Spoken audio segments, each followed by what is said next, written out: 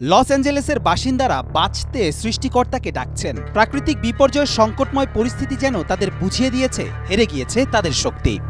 স্তিমিত হয়ে যাওয়া আগুনের পরে ঘরে ফিরতে চেয়েও ফিরতে পারলেন না লস অ্যাঞ্জেলেসের বাসিন্দারা। ২২ জানুয়ারি রাতে লস অ্যাঞ্জেলেসের কাছেই নতুন করে ছড়িয়ে পড়ে দাবানল।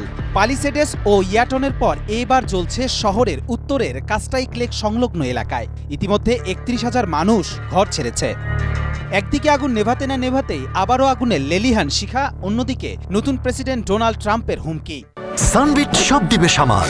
সানবিট ম্যাজিক প্রেস ডিশওয়াশিং এর মাথা ঘোরানো সলিউশন। আগুন নিয়ে নতুন হুঁশিয়ারি তার। শহরটির জন্য নতুন করে ত্রাণের সহায়তার ঘোষণা দিয়েছে ট্রাম্প। তবে ক্যালিফোর্নিয়ার স্থানীয় প্রশাসক নিজেদের পানি নীতি না বদলালে সহায়তা বন্ধের হুমকি দিয়েছে ট্রাম্প।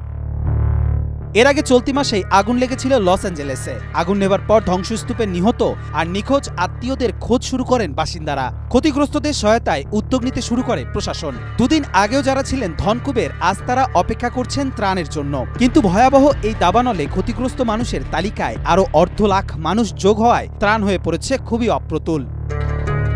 একসময় যুক্তরাষ্ট্রের অন্যতম বিলাসবহুল ও ধনী শহরের বাসিন্দারা নিজেদের এই দুর্ভোগ একেবারে মেনে নিতে পারছেন না। অবিশ্বাসীরাও এই দুর্যোগ থেকে বাঁচতে সৃষ্টিকর্তাকে ডাকছে। কোনো অবস্থাতেই বিশ্বের এই শক্তিধর দেশটি যেন আগুন নেভাতে পেরে উঠছে না, আর এটা তারা বিশ্বাস করতেও পারছে না। অবিশ্বাস আর অনিশ্চয়তায় ভেঙে পড়েছে তারা। তাদের কোনো সুখবর দিতে পারছে না দমকল বাহিনীরা। এখন শুধু আল্লাহকে ডাকা ছাড়া তাদের সামনে অন্য কোনো পথ দেখছেন না তারা। কবির চৌধুরী, জয়, মাই টিভি।